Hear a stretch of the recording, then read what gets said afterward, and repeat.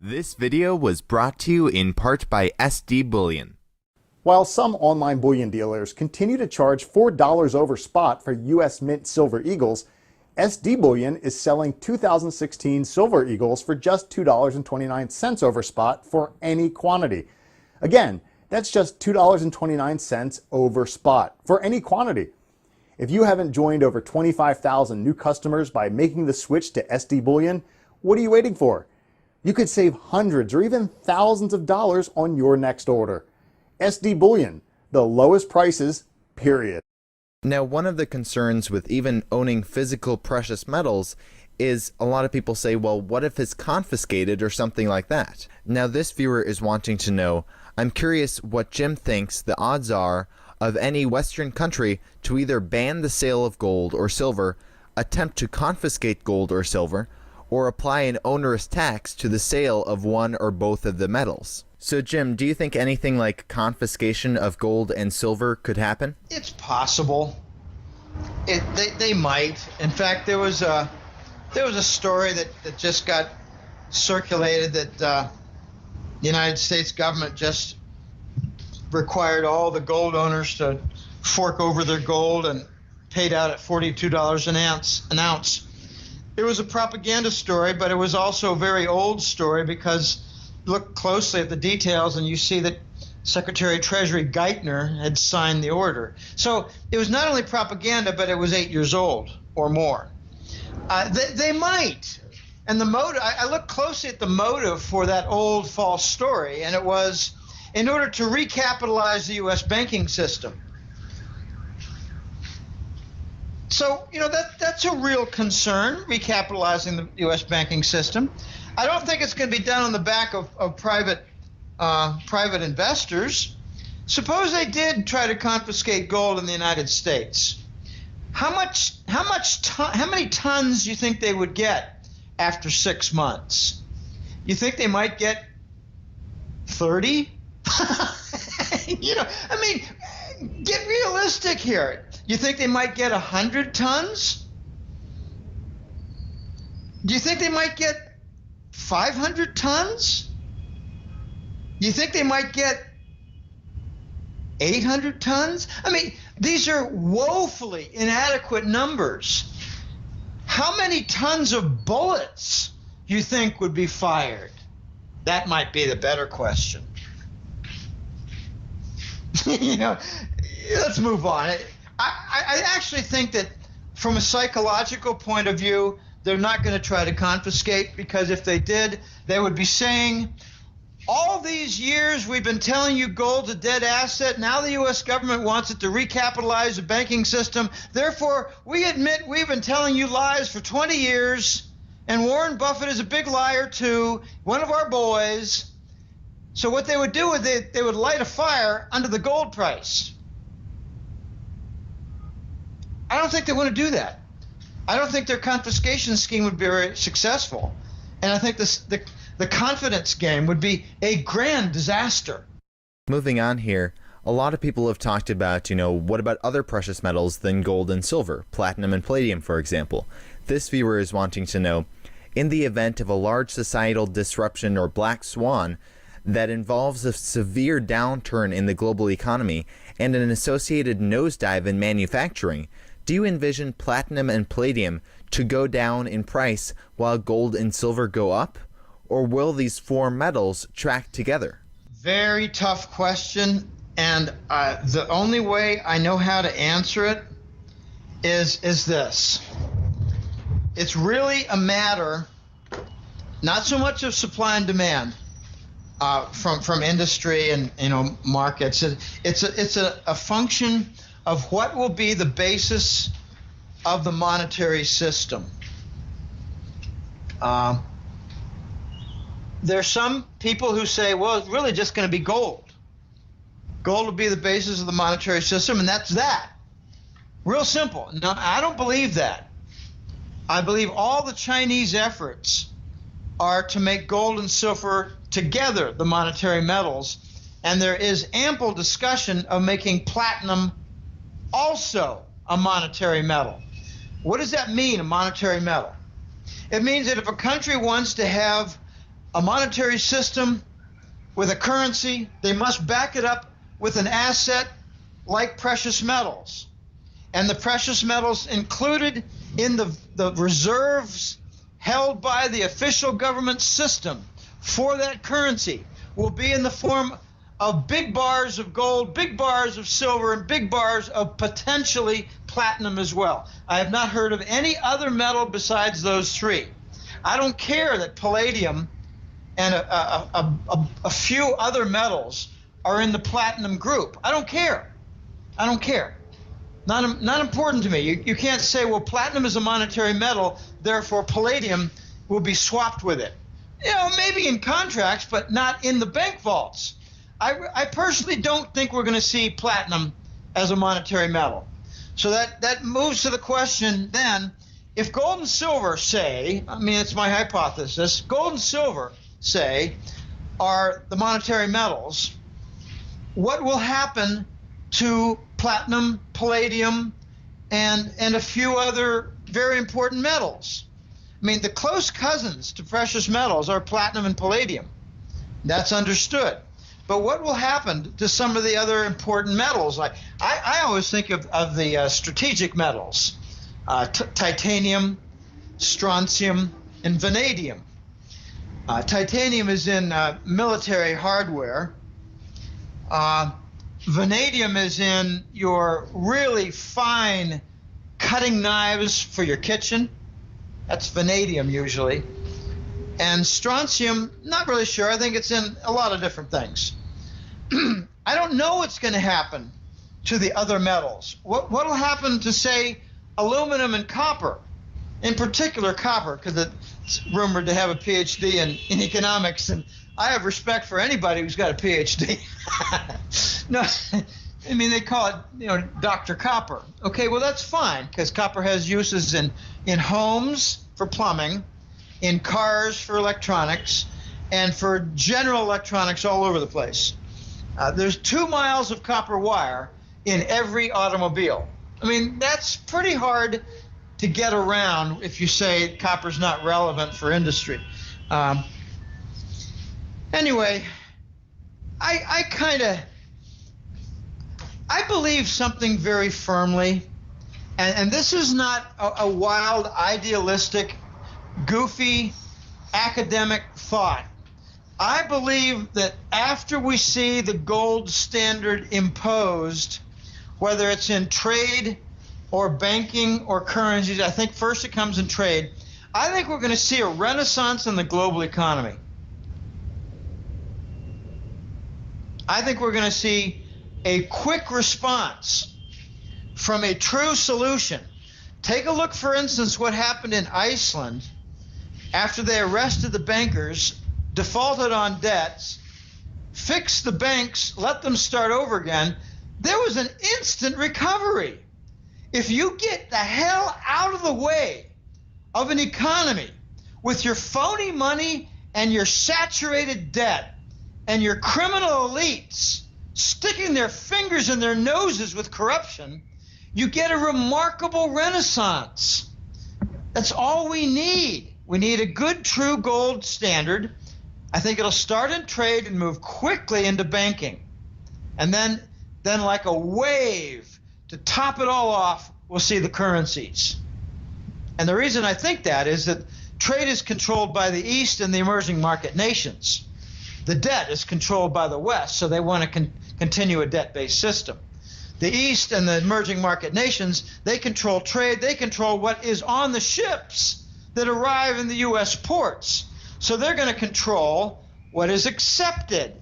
And right now they're saying no to the treasury bills. They don't want any more treasury bills. Why? Because we're printing them off a printing press and electronic systems. It's insane what we're doing. We're printing money from QE at the Fed for the global currency reserve, for the foundation of the entire banking system. We're pouring acid on the global financial banking system foundation. It's a guarantee of the death of the dollar. Now, if we're going to see the death of the dollar, it doesn't seem like valuing precious metals in dollar terms would really make a lot of sense. It seems like, if the dollar went to zero, then gold and silver would be at, infinite dollars per ounce. That wouldn't really make any sense. So it wouldn't really be valuable to, talk about gold and silver in dollar terms, their future prices. Now, this viewer is making that exact point is, the dollar values are probably not going to be a good measure for the future value of precious metals. So they're wondering, what are your thoughts on the value of gold and silver in the future with respect to acres of land? They're saying, what would be the best guess at a per acre price in silver for U.S. land, suburban house, or other non-imported assets? Well, I think you could translate that question, convert it into saying which is going to rise faster, the dollar value of gold or the dollar value of farmland. I think the dollar value of gold is going to rise the fastest because it's going to be in demand for replacing the entire global monetary system. The whole global monetary system is not going to demand farmland. It'll be important, but I think farmland has already been pumped up a bit. And now the big question regarding farmland is, will it be productive? And I don't know. Who's going to be buying the farm output? Broken economies? No, they need to fix their financial foundation first. And I think that's got to come, as the first step for this remedy. I mean, the Americans are doing everything possible except the right thing. They're trying everything but the gold standard. They're putting patch after patch, new QE, QE3, QE4. We're talking about QE to infinity. We're exporting QE to the BRICS nations of Belgium, Luxembourg, Ireland, Cayman, and Switzerland. We're doing hidden QE. We're doing hidden derivative foundation support. It's crazy. We got to go on the gold standard, and after that, you're going to see a renaissance.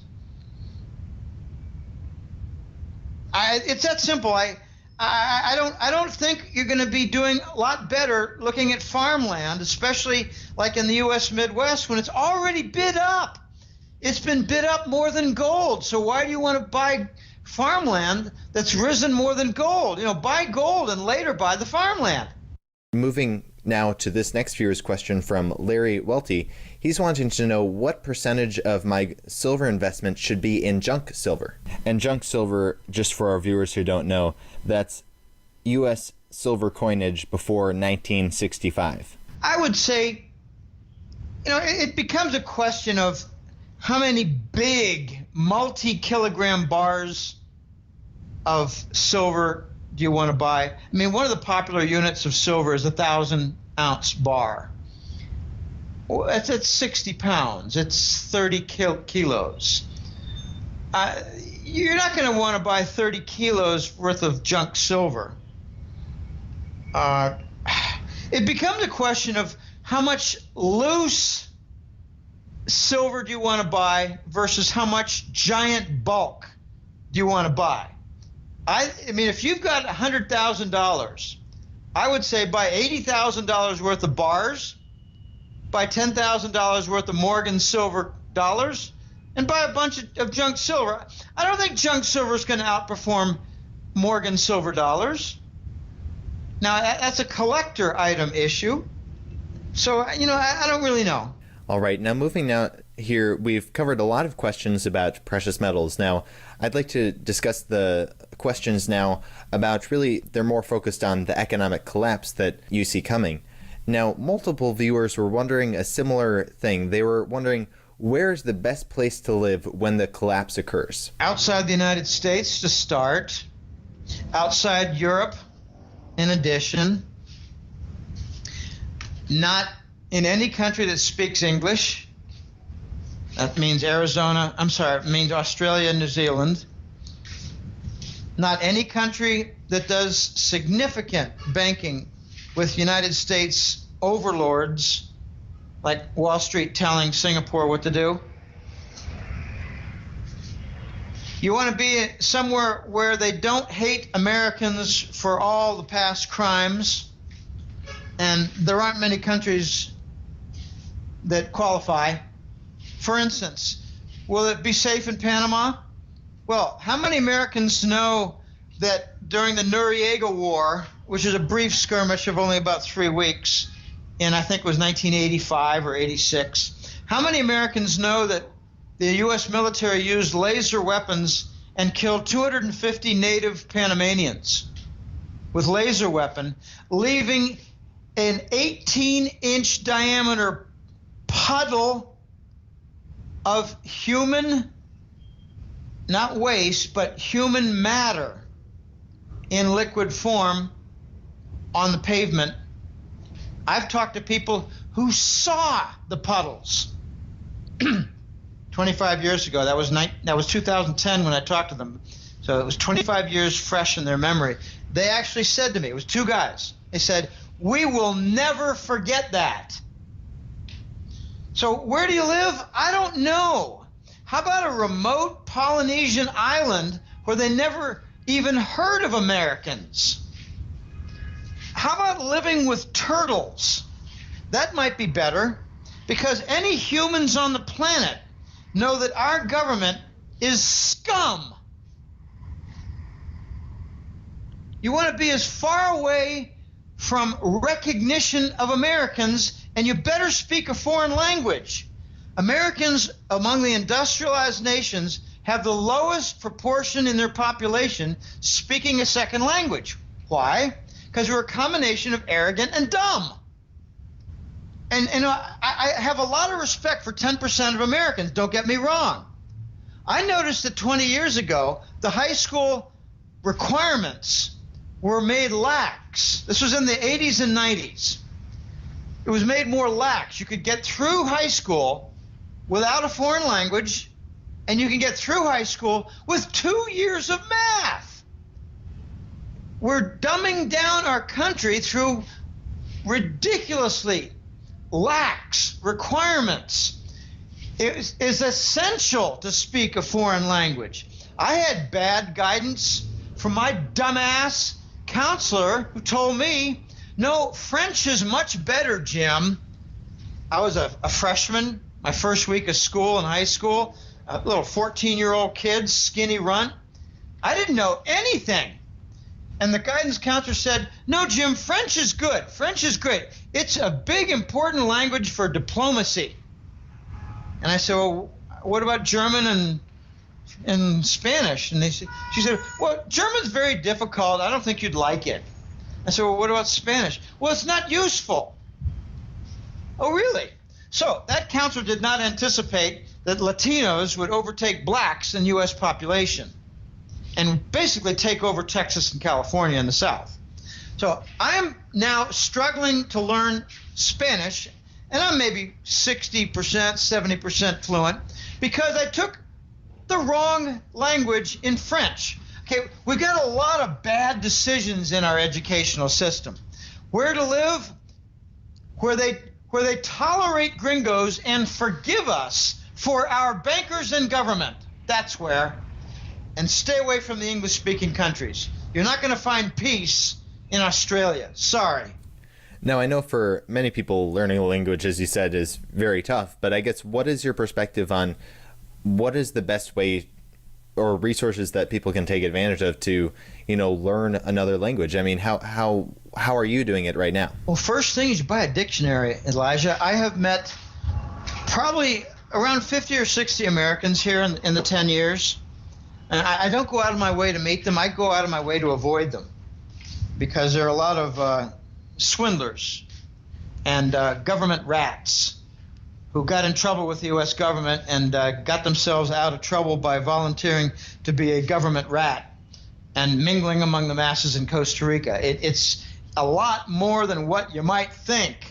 All right, so, I've got a friend named Keith, and I asked him, "Have you bought a dictionary? Do you have a dictionary?" And he said, "No, I need to learn more. I need to learn more Spanish. I mean, I'd get by better if..." Yeah, maybe you should have bought a dictionary 22 years ago before you even got here. I bought a dictionary 3 months before I moved here.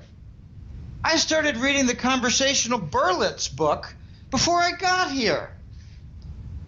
I don't know anybody who did that. Does that make me brilliant or just maybe not an idiot? I get tired of lazy people. I'm a student, and maybe I'm different because I'm a student and I enjoyed going to school, and I really didn't want to get out of school. I mean, I've got one joke. People have asked me, why'd you go after the doctorate? And I said, I don't know. I got a master's. I really didn't feel like leaving school. There were more courses I could take, and it would be interesting. Okay, but most people that I know here, they don't have a dictionary. Most gringos, Americans, they don't have any dictionary. I've asked a funny question to some of the locals here. Is a Canadian a gringo? And the answer I got was, only if he's an asshole. I'm sorry. I couldn't resist that joke. But, I mean, how do you go about learning a foreign language? Well, you might need some help.